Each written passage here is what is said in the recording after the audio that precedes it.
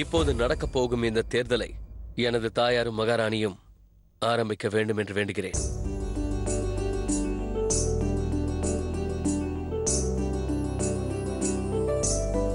பல வருடங்களாக ருக்கையா பேகம் திறமையாகவும் நல்லபடியாகவும் அந்தப்புரத்தை நிர்வகித்து வந்தாள். தன்னுடைய கடமைகளை அவர் சிறப்பாகவே செய்து வந்தார். அந்தப்புரத்தில் அனைத்து வேலைகளையும் அவர் கவனித்து வந்தார். ஆனால் சில விஷயங்கள் அவருடைய பார்வைக்கும் அவருடைய கவனத்திற்கும் வரவில்லை என்றே நான் நினைக்கிறேன். ஆகையால் ஒரு புது நிர்வாகியிடம் அந்தப்புர பொறுப்புகளை ஒப்படைப்பது முக்கியம் என்று நான் நினைக்கிறேன். ஆகையால் நான் ஜோதா பேகத்தின் பெயரை பரிந்துரை செய்கிறேன்.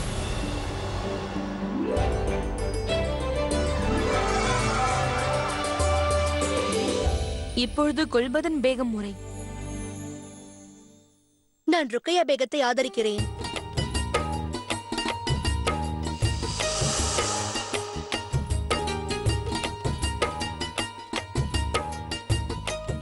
இப்பொழுது ஜிஜி அங்கா முறை. நான் ஜோதா பேகம் அவர்களை ஆதரிக்கிறேன்.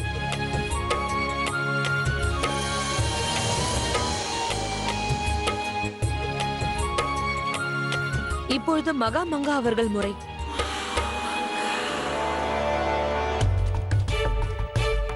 யாம் எம்முடைய ஆதரவை ருக்கையா பேகத்திற்கு அளிக்கிறேன். இப்பொழுது சலிமா பேகம் அவர்கள் முறை.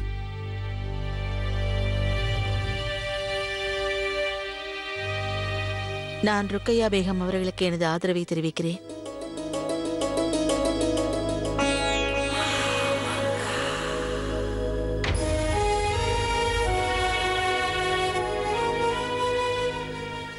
இப்பொழுது பக்ஷி பானு அவர்கள் முறை. நமது அறையில் அணியின் ஓவியம் எதற்காக இருக்க வேண்டும்? தபசும் தீட்டிய ஓவியத்தை நான் பாராட்டிக் கொண்டிருந்தேன். ருக்கையா பேகம்,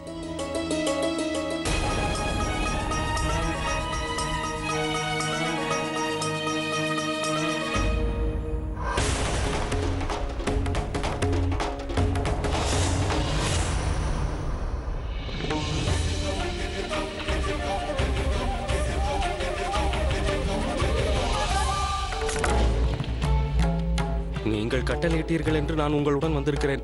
ஆனால் நீங்கள் எடுத்த இந்த முடிவை நினைக்கையில் விந்தையாக இருக்கிறது. அறிவேன், ஆனால் வாழ்க்கை மிகவும் விந்தையானது. ஜோதா என்னுடைய தங்கை. அவள் நஞ்சை அருந்தினாள் என்று கேள்விப்பட்ட பிறகு என் மனம் பதறிப்போனது. அவள் பிழைத்து விட்டாள் என்ற செய்தி வந்ததும் அவளை ஒரு முறை என் கண்ணால் பார்க்காதவரை என் மனம் ஆறுதல் அடையாது. என்னால் உங்களை புரிந்து கொள்ள முடிகிறது. ஆனால் என்ன கேட்டால் இந்த முயற்சி தற்கொலைக்கு சமம் என்பேன். ஆனால் என்னுடைய ஆத்ம திருப்திக்காக நான் செல்லாமல் இருக்க முடியாது. சரி, நீ செல். யமுனா நதிக்கரையோரம் எனக்காக காத்திரு.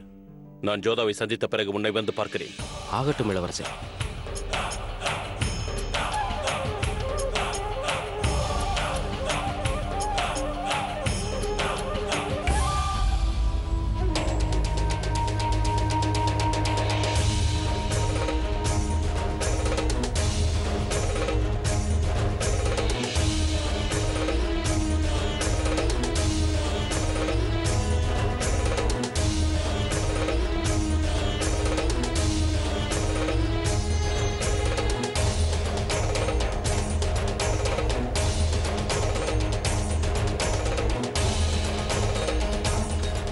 ஹுசூர், இதுவரை எடுக்கப்பட்ட கணக்கெடுப்பில் இரு பேகங்களுக்கும் ஆதரவு தெரிவித்தவர்களின் எண்ணிக்கை சமமாகவே உள்ளது.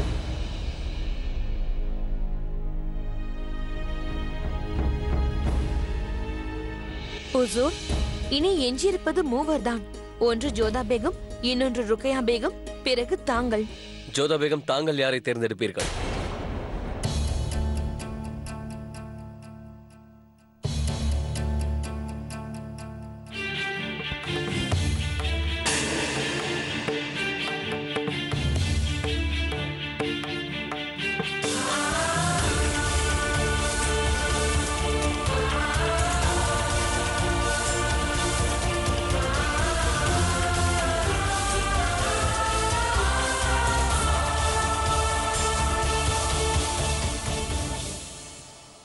ஷேன்ஷா, நான் என்னுடைய ஆதரவை எனக்கே அளித்துக் கொள்கிறேன்.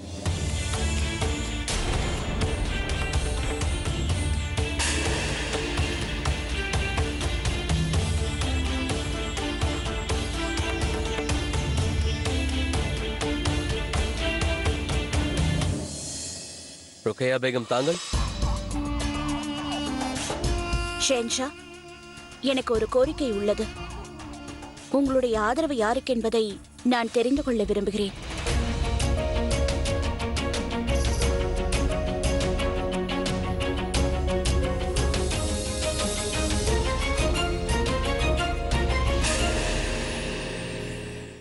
இதில் முடிவெடுப்பது மிகவும் கடினம். ஏனென்றால் நீங்கள் இருவருமே எனக்கு முக்கியமானவர்கள். நீங்கள் இருவருமே எனக்கு விசேஷமான ராணிகள். ஆனால் நான் இப்போது ஆதரவு தெரிவிக்கப் போவது உங்களில் யாருக்கு என்றால், நான் கஷ்ட காலத்தில் இருந்தபோது எனக்கு உதவியவருக்கு தான். எனக்கு பக்க பலமாக நின்று உரிய நேரத்தில் உரிய ஆலோசனை வழங்கியவர், அவருக்கு தான் என் ஆதரவு. நான் தங்களுக்கு ஆதரவு தெரிவிக்கிறேன் ருக்கையா பேகம்.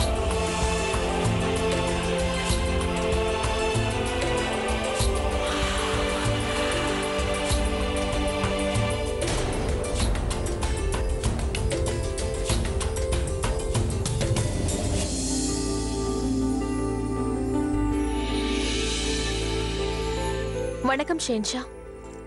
தாங்கள் இங்கே? ஆம். எண்ணிக்கைக்கு முன்பாக தாங்கள் இங்கே வந்தது எதற்கு? அது விஷயமாக தான் உங்களிடம் பேசுவதற்கு வந்தேன். கூறுங்கள், என்ன கூற விரும்புகிறீர்கள்?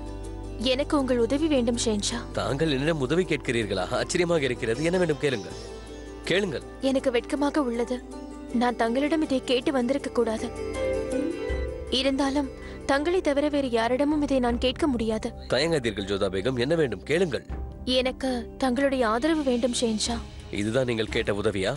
இது சட்டத்திற்கு புறம்பானது என்று தெரிந்திருந்தும், எனக்கு பிடிக்காது என்று தெரிந்திருந்தும், இது தவறானது என்று தெரிந்திருந்தும் தாங்கள் ஒரு ஷேன்ஷாவை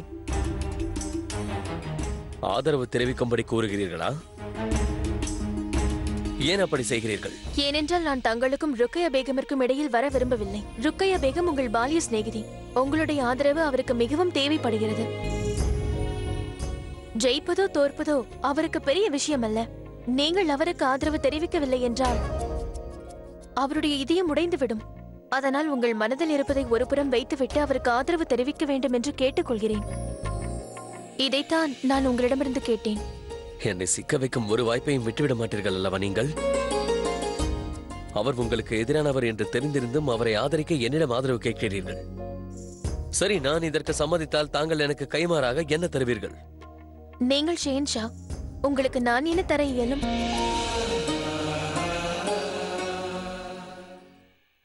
உசூர், இரு பேகங்களும் சமநிலையில் உள்ளனர். இனி எஞ்சியிருப்பது ருக்கியா பேகம் மட்டும்தான். இனி அவருடைய வாக்குதான் யார் வெற்றி பெறப் போகிறார் என்று தெரியும்.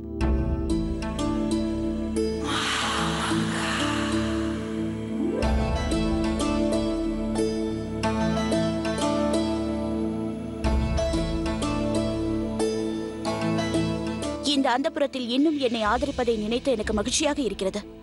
இத்தனை பேர் ஆதரவளித்து இந்த போட்டியை ஊசி முனையில் நிறுத்தி இருக்கிறார்கள். எனது தோழராகிய எனது கணவருக்கு முதலில் என் நன்றியை தெரிவித்துக் கொள்கிறேன். இப்பொழுதும் அவர் எனக்கு துணையாக நிற்கிறார்.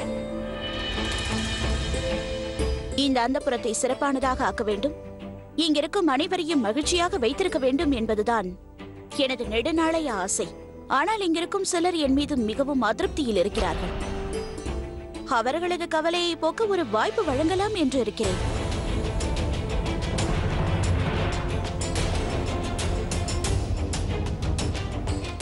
ஆகையால் இந்த அந்தப்புறத்தின் தலைமை பொறுப்பை ஜோதா பேகமே ஏற்க வேண்டும் என்று நான் விரும்புகிறேன்.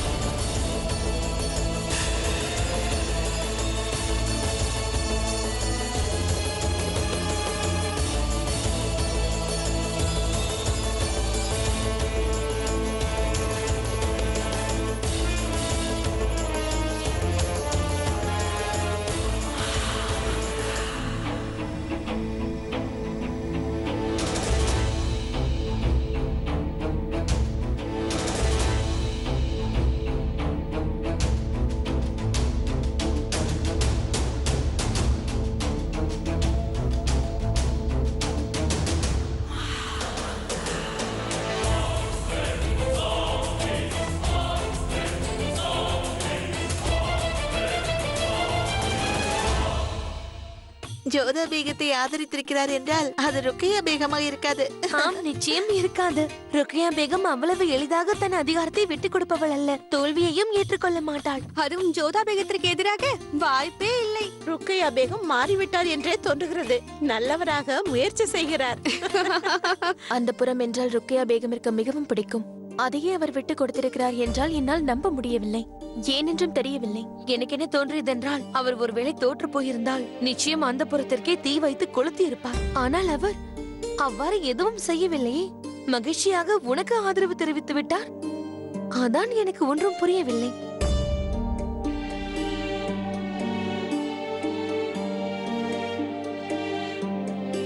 அது ஏன் என்று தெரியவில்லை. அந்த புற வேலையை மிகவும் கவனத்தோடும் பொறுப்போடும் செய்ய வேண்டும் என்றுதான் நான் இப்பொழுது யோசித்துக் கொண்டிருக்கிறேன். இதுவும் புரியவில்லை ஜோதா. சலிமா பேகம் எதற்காக ருக்கியாவிற்கு ஆதரவு தெரிவித்தார்? அவர் மனம் எவ்வாறு மாறியது? நான் தான் அவரை அவ்வாறு செய்ய சொன்னேன். என்ன? ஆம் மோதி, நான் தான் சலிமா பேகத்திடம் சென்று கேட்டுக்கொண்டேன் ருக்கையா பேகத்தை ஆதரிக்குமாறு.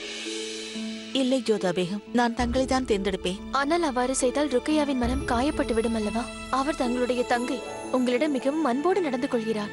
அப்படி இருக்கும் பொழுது நீங்கள் எனக்கு ஆதரவு தெரிவித்தால் உங்களுக்கு இடையில் பிரச்சனை வந்துவிடும். அதில் எனக்கு சிறிதளவும் விருப்பமில்லை சலீமா பேகம். வெறும் பேச்சுக்குத்தான் ருக்கையா என்னுடைய தங்கை ஜோதா பேகம். ஆனால் உறவுகளை பற்றி தங்களுக்குத்தான் அதிகமாக தெரியும். ஆனால் மோத்தி, ருக்கையா பேகம் ஏன் அப்படி ஒரு முடிவை எடுத்தார் எனக்கு எப்பொழுதும் விளங்கவில்லை. அவர் நினைப்பதுதான் என்ன?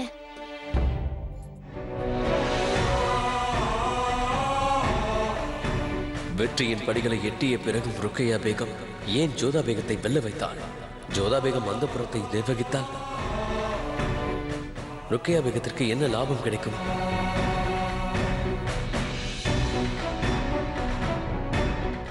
இந்த தோல்வியில் நீ கண்ட வெற்றி என்ன ருக்கையா? ருக்கையாவை எனக்கு சிறு வயதிலிருந்தே தெரியும். யாருக்காகவும் தன்னுடைய உரிமையை விட்டு தர மாட்டாள். ஜோதா பேகத்திற்கு அந்த புறத்தின் உரிமைகளை விட்டுக் கொடுத்த விதம் எனக்கு ஆச்சரியம் அளிக்கிறது. தாங்கள் என்ன நினைக்கிறீர்கள் குல்பதன்? ருக்கையா ஏன் அப்படி செய்தாள்? நடந்தது எனக்கும் ஆச்சரியமாகத்தான் இருக்கிறது அண்ணி.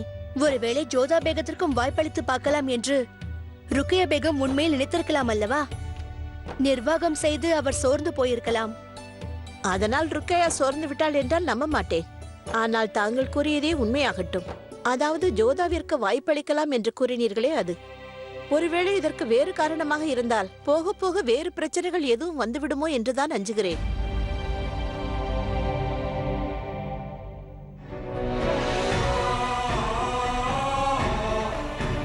வெற்றியின் படிகளை எட்டிய பிறகு ருக்கையா பேகம் ஏன் ஜோதா பேகத்தை வெல்ல வைத்தாள்? ஜோதா பேகம் அந்த புறத்தை நிர்வகித்தால் ருக்கையா பேகத்திற்கு என்ன லாபம் கிடைக்கும்?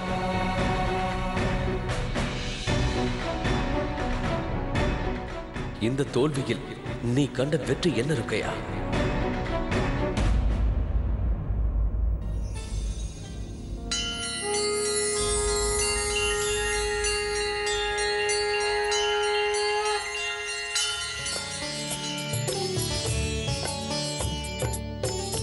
நான் அந்தப்புற பொறுப்பை ஏற்பதற்கு முன்பாக இங்கு வந்து தாய் அம்பிகையை தரிசிக்க நினைத்தேன். இப்பொழுது அது நிறைவேறியது. நான் தயாராகிவிட்டேன். அந்த அம்மனுக்கும் உன் மீது முழு நம்பிக்கை இருக்கின்றது ஜோதா. ருக்கையா பேகத்தை விட மிக சிறப்பாக நீ அந்த புறத்தை நிர்வாகம் செய்வாய். மோதி, நீ இந்த பக்கம் பிரசாதம் கொடு, நான் அவர்களுக்கு கொடுக்கிறேன். சரி.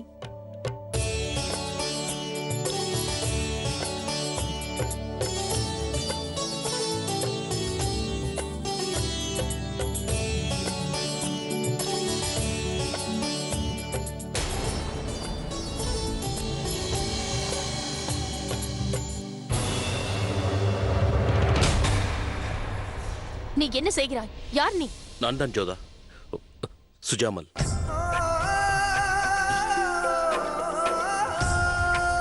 சுஜாமல் அண்ணா,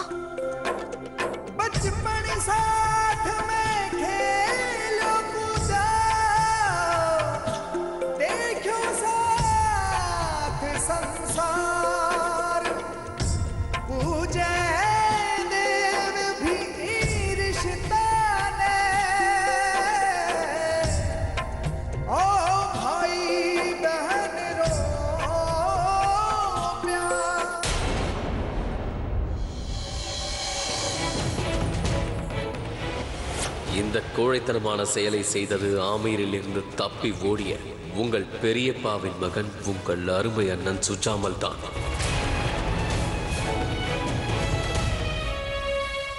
நீங்கள் இங்க என்ன செய்கிறீர்கள்? நீ விஷம் அறிந்தினாய் என்று எனக்கு செய்தி கிடைத்தது. என் மனம் கேட்கவில்லை. உன்னை சந்திக்க இங்கு வந்தேன். ஆனால் எனக்கு உங்கள் முகத்தை கூட பார்க்க விருப்பமில்லை. ஏன் என்னுடைய வாழ்க்கையில் சங்கடங்களை ஏற்படுத்துகிறீர்கள்? முதலில் தந்தையிடம் பிரச்சனை செய்தீர்கள். இப்பொழுது ஷெஹன்ஷாவுடைய கோட்டையை ஆக்கிரமித்து விட்டீர்கள். இல்லை ஜோதா, ஒரு ராஜபுத்திரன் போர்க்களத்தில் இறங்கினால் அவன் கண்களுக்கு எதிரிகள் மட்டுமே தெரிவார்கள். தெரிந்தவர்கள், உறவினர்கள் என்று பார்க்க முடியாது. அது மட்டுமல்லாமல் நான் முகலாயர்கள் மீது முறையற்ற தாக்குதலை நடத்தவில்லை. இந்த பகைமை புதிதல்ல, பல ஆண்டுகளாக இருப்பதுதான். அந்த முகலாயர்களின் ஷெஹன்ஷா தான் உங்கள் தங்கையின் கணவர். அவருடைய உறவினர்களையே கொன்றிருக்கிறீர்கள். நான் யாரையும் கொல்லவில்லை ஜோதா. அவர்களுக்கு வீரமரணம் பிராப்தியானது. ஆகையால் தான் அவர்களுடைய சவங்களை தக்க மரியாதையுடன் ஆக்ராவிற்கு அனுப்பி வைத்தேன். போரில் என்னை எதிர்த்து வந்தவர்களைத்தான் நேருக்கு நேர் போராடி கொன்றேன். ஆனால் ஒன்றை மட்டும் நான் கூற வேண்டும், அவர்கள் அனைவரும் முகலாயர்கள். எல்லா முகலாயர்களும் என்னுடைய எதிரிகள். நீங்கள் என்னை பார்க்கத்தானே வந்தீர்கள்? பார்த்து விட்டீர்களா? இப்பொழுது இங்கிருந்து சென்று விடுங்கள். ஒவ்வொரு முகலாயர்களும் உங்கள் உயிரை எடுக்க காத்துக் கொண்டிருக்கிறார்கள். ஏனென்றால் ஷெஹன்ஷா உங்களை பிடித்து வர சொல்லி இருக்கிறார். உயிரோடவோ பிணமாகவோ. அதனால் இங்கிருந்து சென்று விடுங்கள் அண்ணா. உங்கள் தங்கை ஷெஹன்ஷாவின் பேகமாக தன்னுடைய கடமையை நிறைவேற்றுவதற்குள் இங்கிருந்து சென்று விடுங்கள் அண்ணா. செல்கிறேன். உன்னை பார்க்க வந்தேன். நீ நன்றாக இருப்பதை பார்த்து விட்டேன்.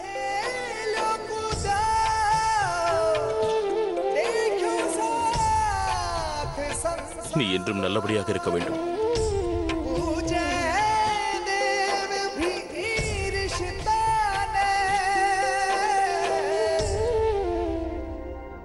என்னவாயிற்று ஜோதா? யார் அவர்? யாருமில்லை மூர்த்தி.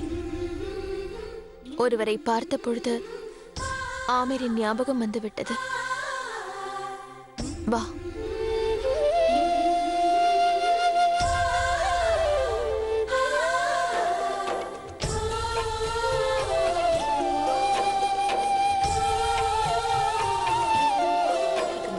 இப்பொழுது அந்தப்புறம் அவளின் பொறுப்பு. இனி நாளுக்கு நாள் ஒவ்வொரு நிமிஷமும் அந்தப்புறத்தின் பிரச்சனைகளை சமாளிப்பதே அவளது வேலையாகிவிடும். அந்தப்புறம் நமது கோட்பாடுகளை பற்றி அவளுக்கு தெரியாது. இவற்றையெல்லாம் புரிந்து கொள்வதற்கு ஜோதாவிற்கு சில காலங்கள் பிடிக்கும். அதனால் அவளது நேரம் முழுக்க அந்தப்புறத்திற்கே செலவிடுவாள். ஒரு புறம் இவள் வேலையில் சிக்கியிருக்க, மறுபுறம் நானும் ஜலாலும் மிகவும் சந்தோஷமாக இருப்போம். அதை பயன்படுத்தி ஜலாலின் மனதில் இருந்தும் எண்ணத்தில் இருந்தும் அவளின் நினைவை அழித்து விடுவேன். உசூர், பீர் முகமதுடைய தகவல் வந்துள்ளது. என்ன விவரம் என்றால், பாஜ் பகதூர் மேவாடின் குமரன் ராணாவின் உதவியை நாடுகிறாராம். அந்த ராணா பிரதாப் முகலாயர்களுக்கு எதிராக அனைவரையும் ஒன்று திரட்டிக் கொண்டிருக்கிறார். அக்கா அவர்களே, பீர் முகமதிற்கும் மாதம் கானிற்கும் மால்வாத் நமது கையை விட்டு போகக்கூடாது என்று உடனே கூறுங்கள். பாஜ் பகதூரின் தலை வெட்டப்படுவதையும் நான் பார்க்க வேண்டும். தங்கள் கட்டளை நிறைவேற்றப்படும் உசூர். தங்களுக்கு இன்னொன்றையும் கூற வேண்டும் அக்கா அவர்களே. கட்டளை எடுங்கள் உசூர். ஜோதா பேகம் நினைவு திரும்பியவுடன் ஒரு பெரிய விழாவை எடுக்கலாம் என்று நான் மக்களுக்கு தெரிவித்திருந்தேன். அதேபோல் அவர்கள் இப்போது நன்றாக இருக்கிறார்கள். அதனால் விழாவிற்கு ஏற்பாடு செய்யுங்கள். பிரமாதம் ஷெஹன்ஷா. அதனால் நாளை விழா நடக்கும் என்று நாட்டு மக்களிடம் தாங்கள் அறிவித்து விடுங்கள். அதோட விழா எப்படி இருக்க வேண்டும் என்றால், அங்கு வரும் அனைவரும் சந்தோஷமாக பொழுதை கழிக்க வேண்டும். உத்தரவு உசூர். பெரியம்மா, இந்த செய்தியை தாங்களே சுயமாக சென்று ஜோதா பேகத்திற்கு தெரியப்படுத்த வேண்டும். வாழ்த்துக்கள் பேகம் ருக்கையா. நன்றி. உங்களை பார்த்து கர்வப்படுகிறேன். தோற்றும் வென்று விட்டீர்கள். என்ன ஒரு தந்திரம்! அந்தப்புறம் முழுவதும் பேகங்கள், மல்லிகாயாசம், ஜலால் அனைவரும் அதிர்ந்திருக்கிறார்கள். அதோடு பேகம் ஜோதா, அவரை தாங்கள் பார்த்தீர்களா? பொறுப்பு தன்னிடம் வந்தவுடன் கையும் காலும் நடுங்கி விட்டது. திடீரென்று இந்த தீட்டத்தை தீட்ட என்ன அவசியம் வந்தது தங்களுக்கு? காரணம் உள்ளது மகாமங்கா. பெனசரின் விஷத்திலிருந்து ஜோதா தப்பித்திருக்கலாம்.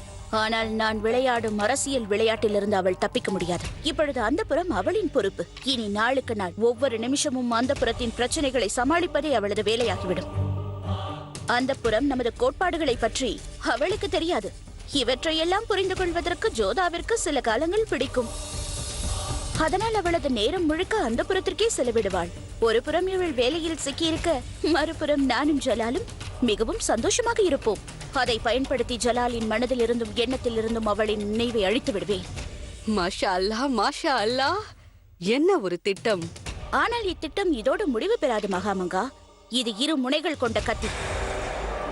அந்த புறத்தை நிர்வகிப்பது என்பது சுலபம் அல்ல. ஆயிரக்கணக்கான பெண்களை நிர்வகிப்பதும் அவர்களின் தேவைகளை பூர்த்தி செய்வதும் சுலபமானது அல்ல.